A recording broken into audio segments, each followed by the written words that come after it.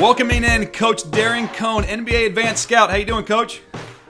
Never been better, Richie. How are you? Doing great. Hey, man, you were a 13-year Division I assistant coach, and now you're in your fourth year in the NBA, various roles, player development, D-League assistant, and now NBA Advanced Scout. You've got a lot of hats. Man, you're making me feel old, but yes, you're correct. Well, I wanted to get some insight from you. A lot of young people are asking me, how do I get into college coaching? So I got to ask you, somebody that's done it in two different levels, college and NBA, how do people prepare themselves to get in?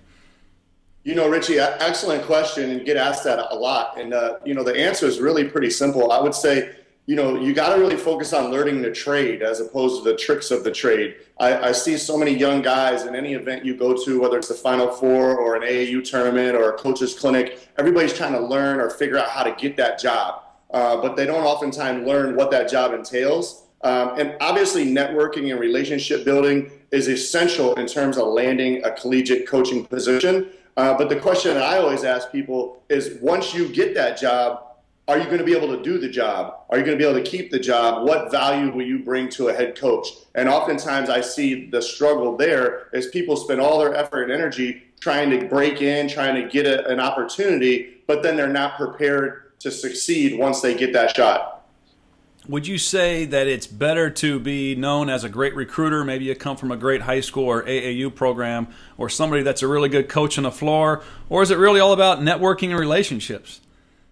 So the networking and relationships is key to getting the job, but there's a lot of different things that are needed at the collegiate level from the head coach. So you have to bring something to the table, and it has to be more than that standard line that you hear all the time is, man, I got players. It has to be more than I got players, because that's, short-lived and doesn't last long. But the questions you need to ask yourself is, do you know how to recruit? Recruiting is a process. Do you know how to structure and build that process to recruit quality student athletes that fit your program's culture year in and year out? Can you coach on the floor? It's amazing how many guys don't have experience coaching on the floor. I hear that from head coaches all the time. Like, I need an assistant that I can put in a position that can run a drill, that can help develop players at a given position, that can be impactful when they're instructing players on the floor.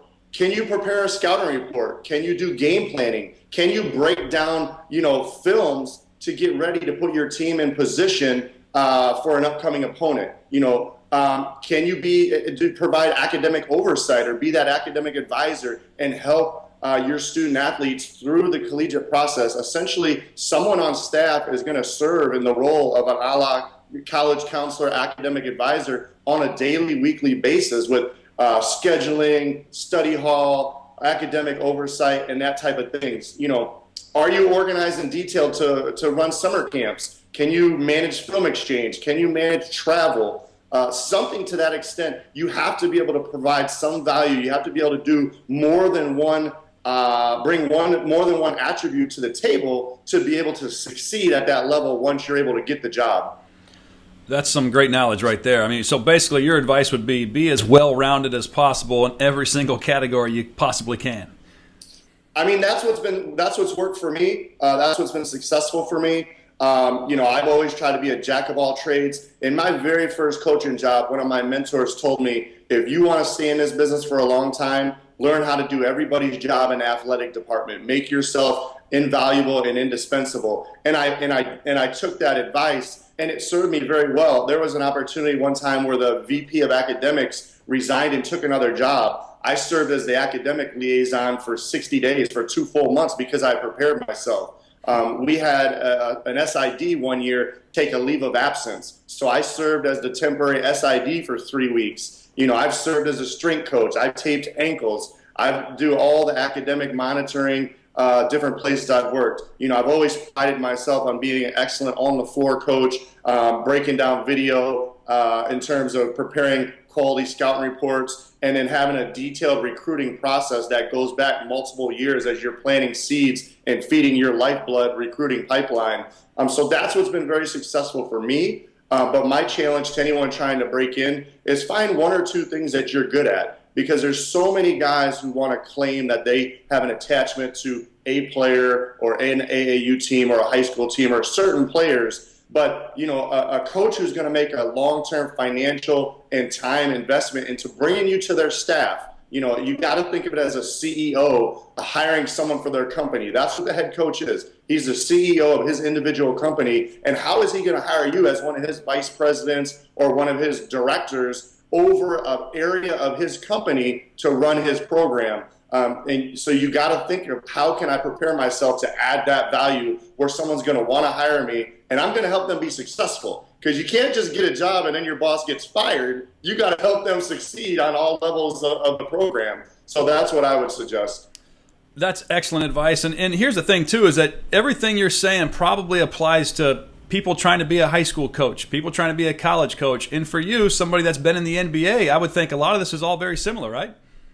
Yeah, no question. I mean, sports and business and life, they all parallel themselves very similarly. It's just a different product. But at the end of the day, your organization skills, your communication skills, your ability to be well-rounded and be able to multitask are essential. And developing those skills, whether it's the college level, high school level, or NBA level, are crucial. And I could even argue, at the lower levels, my entire experience has been at the professional or Division I level, but you could easily argue at the Division II, NAIA, junior college, high school level, it becomes even more important because you have less resources in terms of money and you typically have less resources in terms of bodies on your staff for assistance or support roles.